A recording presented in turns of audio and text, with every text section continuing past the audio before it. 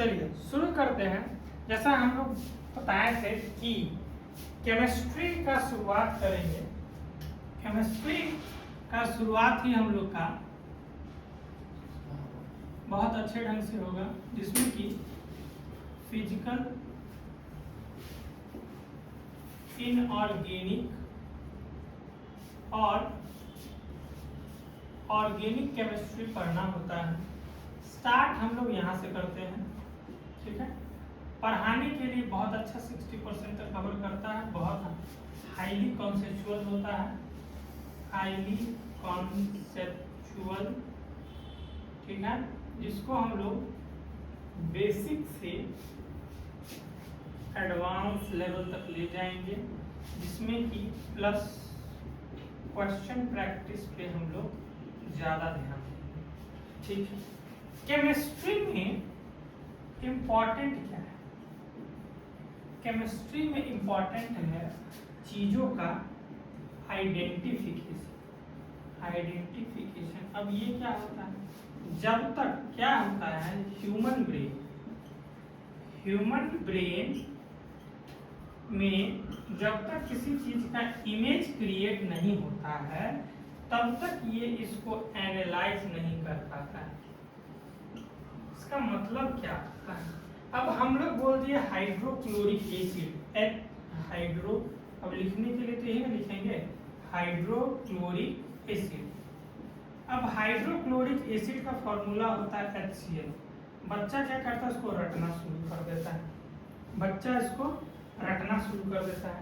इसीलिए केमिस्ट्री में क्या जरूरी है, मैक्सिमम से मैक्सिमम चीजों को अपने आंखों के सामने से गुजरना। ह्यूमन ब्रेन को एनालिसिस के लिए चाहिए इमेज, और इमेज के लिए चाहिए आइडेंटिफिकेशन। जितनी ज्यादा आइडेंटिफिकेशन होगा केमिकल्स का, एलिमेंट्स का, उतना अच्छा से एनालिसिस हो पाएगा, ठीक है। इस चीज को बस समझाते हुए कि केमिस्ट्री में हम लोग ऐसे अप्रोच करेंगे।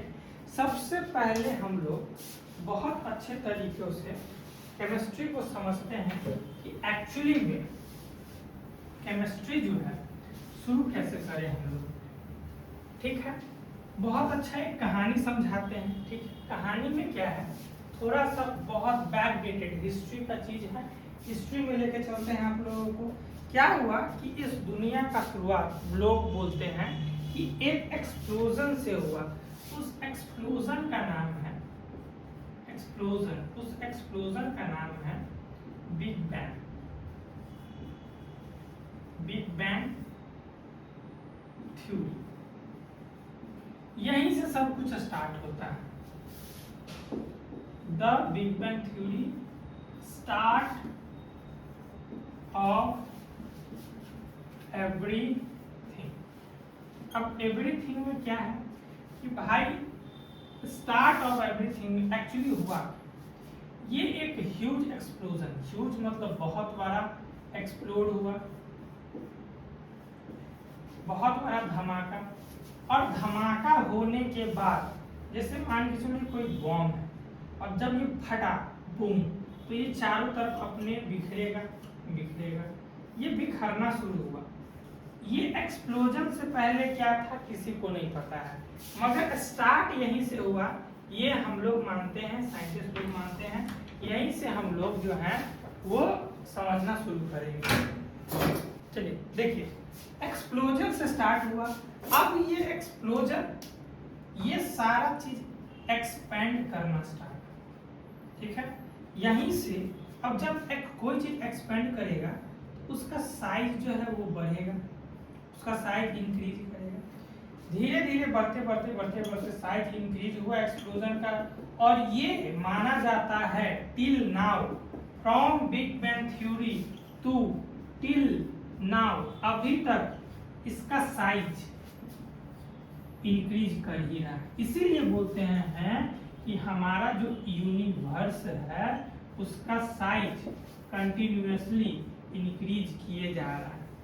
इस यूनिवर्स के एक्सपेंशन के दौरान ये सारा कथा कहानी, चाहे वो सोलर सिस्टम का बनना हो,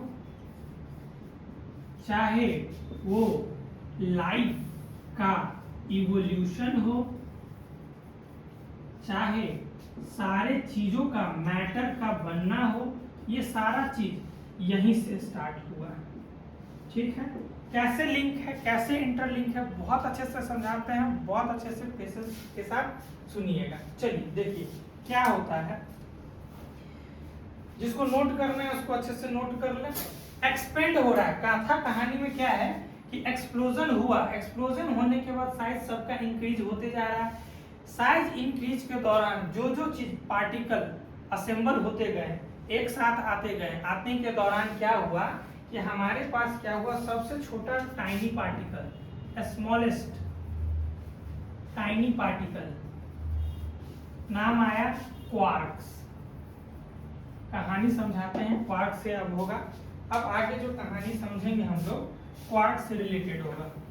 यहाँ से समझने के बाद समझिए इसको, बिग बैंग थ्योरी, एक्सप्लोजन हो गया, एक्सप्लोजन होने के बाद एक्सपेंड हुआ, एक्सपेंड होने के बाद जब असेंबल होना शुरू हुआ तो सबसे छोटे छोटे चीजों से जब असेंबल हुआ तो सबसे पहले बना टाइनी पार्टिकल क्वार्क्स। क्वार्क्स बना तीन चीजों में, इलेक्ट्रॉन, या ऐसे लिखते हैं प्रोटॉन, फिर आया इलेक्ट्रॉन और बना न्यूट्रॉन। ये तीनों जिसको हम लोग बोलते हैं सब एटॉमिक पार्टिकल। सब एटॉमिक पार्टिकल, क्यों सब एटॉमिक पार्टिकल बोलते हैं वो भी समझाते हैं। और इन तीनों पार्टिकल से असेंबल होके बना एटम। यहां तक समझ में आया। क्वार्क सबसे छोटा टाइनी पार्टिकल जो एग्जिस्ट करता है, इंडिपेंडेंट एग्जिस्टेंस नहीं है इसका, इंडिपेंडेंट एग्जिस्टेंस का मतलब होता है कि ये इकलौता नहीं रह सकता है। ठीक है, उसके बाद बना क्या, प्रोटॉन, इलेक्ट्रॉन और न्यूट्रॉन। इन लोगों का भी इंडिपेंडेंट एग्जिस्टेंस नहीं है। इंडिपेंडेंट एग्जिस्टेंस नहीं होने का मतलब, इंडिपेंडेंट एग्जिस्टेंस नहीं होने का मतलब फिर से बता दे रहे हैं कि ये खुद अकेले इंडिविजुअल पूरे नेचर में एग्जिस्ट कहीं नहीं कर सकता है। तो अब क्या होगा भाई, जब क्या होता है कि एक इंसान सरवाइव नहीं करता है तो वो धीरे धीरे पेयरिंग करना स्टार्ट होता है, धीरे धीरे ग्रुप बनाता है, ग्रुप से पॉपुलेशन में आता है और पॉपुलेशन से कम्युनिटी बनाता है। उसी तरह फिर एटम, एटम का हुआ इंडिविजुअल एग्जिस्टेंस। इंडिविजुअल एग्जिस्टेंस मतलब ये अकेला रहना स्टार्ट किया, ये और ये नेचर में एग्जिस्ट करता है, नेचर में एग्जिस्ट करता है। ठीक है, यहां से एटम बहुत छोटा होता है, साइज में बहुत छोटा, मतलब 10 का पावर -12 मीटर से लेके 10 का पावर -15 मीटर तक होता है। ये बहुत छोटा है इन कंपैरिजन टू साइज। एक ह्यूमन का साइज जो होता है वो लगभग 1.5 मीटर के अराउंड होता है अप्रॉक्स। एक जो ट्री होता है, जो एंजियोस्पर्म है, वो लगभग 100 मीटर तक जाता है।